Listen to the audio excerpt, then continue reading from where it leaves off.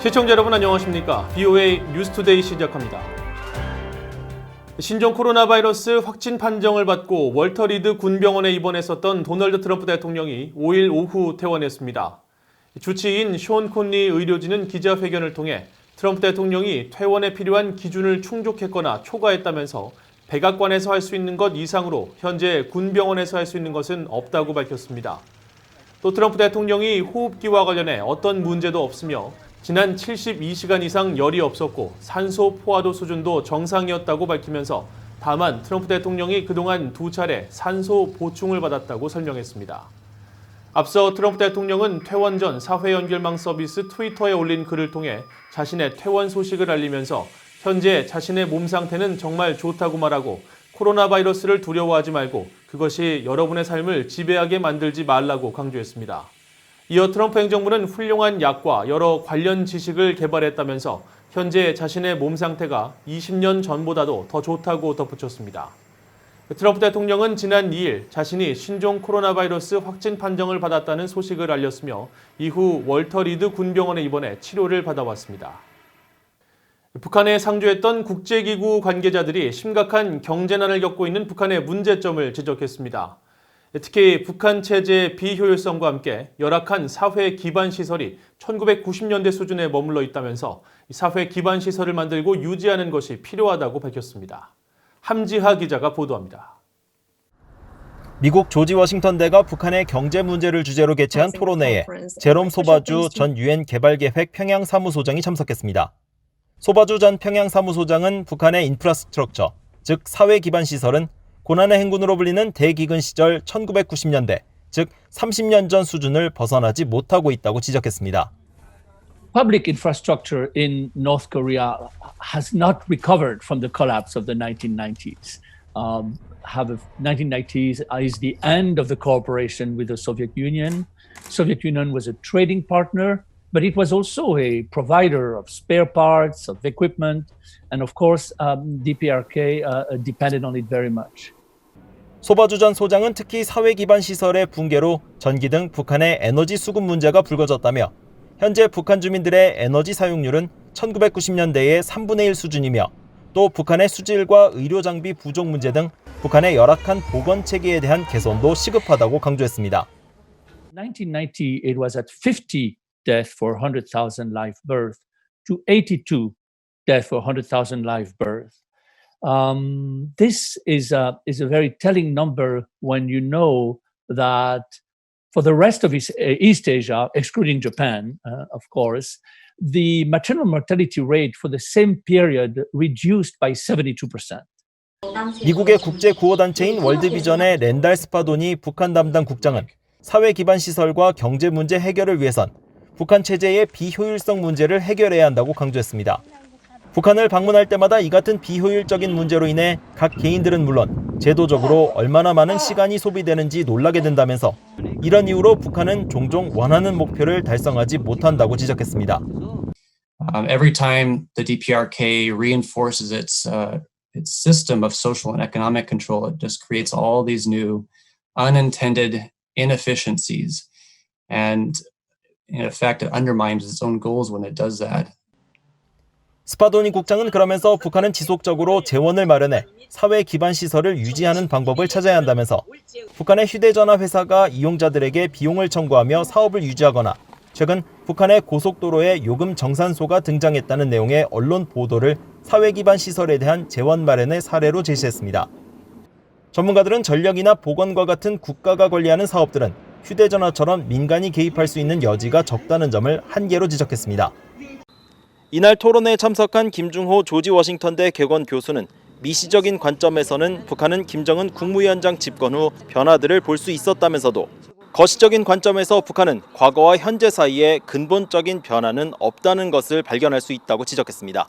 BOA 뉴스 함지하입니다. 미국과 중국의 갈등이 첨예화되고 있는 가운데 미국 의회가 중국을 전방위적으로 압박하기 위한 방안을 모색하고 있습니다.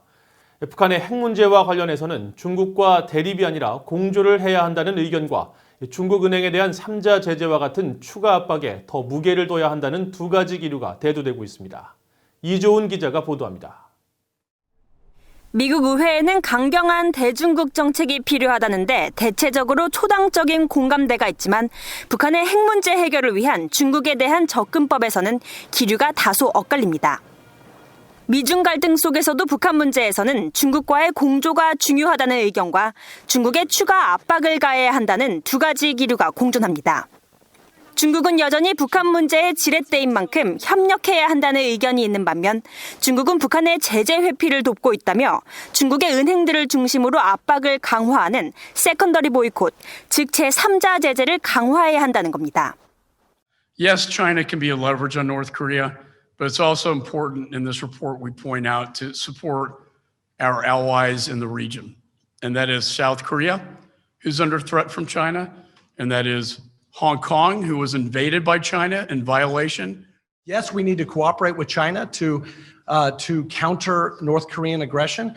But you have to understand that the Chinese Communist Party is helping Pyongyang circumvent international sanctions. 의회 내 이런 두 기류는 최근 발표된 대중국 법안과 보고서에서도 드러납니다. 공화당 상원 의원들이 지난 7월 상정한 전략 법안은 북한 문제에서 미국과 중국은 가능한 한 대립보다 공조를 우선시해야 한다고 명시했습니다. 북한 정권이 완전하고 검증 가능하며 돌이킬 수 없는 비핵화 조치에 착수할 때까지 북한 정부의 최대 경제적 압박을 유지하는 것이 미국의 정책이라며 선박 간 환적 등 불법적인 대북 해상 거래 차단을 위해 중국과의 협력을 강조했습니다. 공화당 하원 의원들로 구성된 중국 태스크포스는 지난달 30일 발표한 보고서에서 중국에 대응하기 위한 400여 개의 방안을 제시하며 대북 제재 회피를 돕는 중국 은행에 대한 제재 부과를 촉구했습니다. 미국은 북한 정권의 자금 조달을 돕는 중국 금융기관에 충분한 조치를 취하지 않았다는 지적입니다. 특히 미국 의회가 지난해 말 초당적으로 통과시킨 새 대북제재법, 이른바 원비어법을 보다 엄격하게 시행해야 한다고 밝혔습니다. 원비어법은 불법 대북 거래를 돕는 중국은행에 세컨더리 보이콧, 즉 3자 제재를 부과해 북한의 국제 금융망을 원천 봉쇄하는 조치를 담고 있습니다. 중국 태스크포스는 또 미국의 특정 정책 목표를 달성하기 위해 중국 공산당의 구체적 행동과 제재를 연결해야 한다며 세컨더리 보이콧, 즉 제3자 제재를 집행할 것을 촉구했습니다. PA뉴스 이존입니다. 북한군의 총격에 의해 피살된 한국 공무원의 고등학생 아들이 문재인 한국 대통령 앞으로 보낸 자필 편지를 통해 부친의 명예회복과 유해 송환을 위해 노력해줄 것을 촉구했습니다. 고등학교 2학년인 피격 공무원의 아들은 5일 공개된 자필 편지에서 수영을 전문적으로 배운 적이 없고 마른 체형을 가진 아버지가 38km 거리를 조류를 거슬러 올라갔다는 것이 진정 말이 된다고 생각하는지 묻고 싶다면서 월북이라는 한국 정부의 발표를 유족들은 믿을 수 없다고 말했습니다. 그러면서 정부가 피살된 공무원의 월북 증거라며 내놓은 설명 가운데 북한이 해당 공무원의 신상 정보를 파악하고 있었다는 것에 대해서도 총을 겨눈 북한군이 인적 사항을 묻는데 대답하지 않을 사람이 누가 있느냐며 반박했습니다. 피격 공무원의 아들은 문 대통령에게 대통령의 가족이라고 해도 지금처럼 할 수 있겠느냐며 시신조차 찾지 못하고 아버지가 잔인하게 죽임당할 때 도대체 이 나라는 무엇을 하고 있었는지 묻고 싶다고 덧붙였습니다.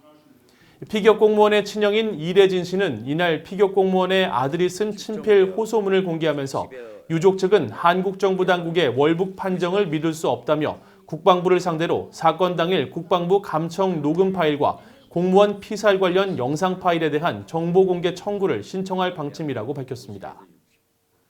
해리 해리스 주한 미국 대사가 서욱 한국 국방부 장관과 접견하고 미한 동맹과 한반도 현안에 대해 논의했다고 한국 국방부가 밝혔습니다. 해리스 대사는 5일 최근 새로 취임한 서욱 한국 국방부 장관의 취임 축하 인사를 전하기 위해 한국 국방부 청사를 방문해 서 장관을 접견한 자리에서 양측은 굳건한 한미동맹이 한반도와 동북아의 안보, 평화, 번영의 핵심 축이라는 데 의견을 같이 했다고 한국 국방부가 밝혔습니다. 해리스 대사와 서 장관은 이어 한미동맹의 발전을 위해 두 나라가 앞으로도 긴밀히 소통해 나가기로 합의했다고 한국 국방부는 전했습니다. 최근 1년 동안 벌어진 국가주도 사이버 범죄 활동 가운데 북한이 순위권에 들었다는 보고서 분석이 나왔습니다. 미국 최대 소프트웨어 업체인 마이크로소프트사는 최근 발표한 보고서를 통해 지난해 7월부터 올해 6월까지 1년 동안 벌어진 사이버 범죄 활동 가운데 북한에 의한 범죄가 러시아와 이란, 중국에 이어 4번째로 많았다고 설명했습니다. 보고서가 지목한 북한 사이버 범죄 해커 집단은 김수키와 라자루스이며 이들은 주로 인권단체나 인도주의 지원단체, 싱크탱크 등을 대상으로 범죄에 나섰다고 분석했습니다. 특히 기관 소속 인물들에게 피싱 메일을 보내거나 가짜 사이트 등으로 유인해 이들의 로그인 정보를 알아낸 뒤 정보 활동에 이를 사용했다고 보고서는 밝혔습니다. 이상으로 VOA 뉴스투데이를 마칩니다. 시청해주신 여러분 고맙습니다.